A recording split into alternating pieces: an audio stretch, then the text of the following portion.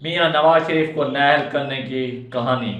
جائے صاحب نے کہا جی تم پر الزام ہے کہ بحیثیت وزیر اعظم تم نے 50 ارب روپے کی کرپشن کی ہے۔ نواز شریف صاحب نے جواب دیا کہ آپ تحقیقات کر کے سچ سامنے لائیں، میں ذمہ داری قبول کروں گا۔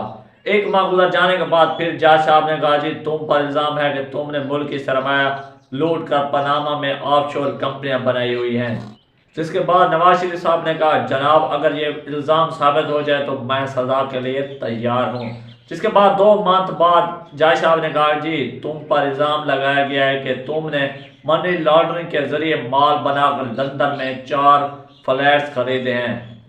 اس کے بعد نواز شریف صاحب نے جواب دیا کہ جج صاحب بھاگنے والوں سے نہیں، آپ تحقیقات کریں، میں جواب دہ ہوں۔ جس کے بعد 4 ماہ بعد جج صاحب نے کہا جی تم پر الزام ہے کہ تم نے ترقیاتی منصوبوں پر 10 ارب روپے کمیشن کھایا ہے۔ جس کے بعد نواز شریف صاحب نے جواب دیا کہ جناب اگر یہ الزام ثابت ہو جائے تو میں سزا کے لیے تیار ہوں۔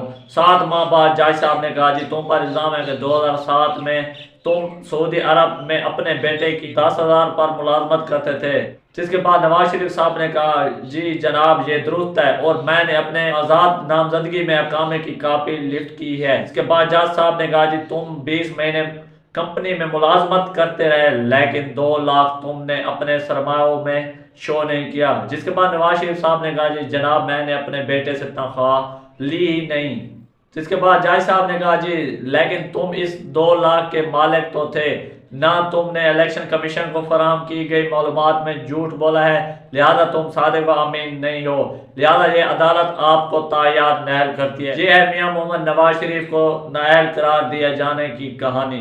جس چور نے توبہ استغفر اللہ خانہ کعبہ کی تصویر والی گھڑی اور کافی بیچ دیے، معلم جبا القادر ٹرسٹ کے 50 ارب کھا گیا، بھارت امریکہ اسرائیل سے فارن فنڈنگ کے اربوں روپے نکلے گئے، ہیلی کاپٹر کے میٹرو بس اربوں روپے کی چوریوں کی ہے، شوکت خانم ہسپتال کو نہیں بخشا، جس پر خواجہ آصف سے معافی مانگتے ہوئے فتنہ خان اور ابھی بہت کچھ سامنے آ چکا ہے۔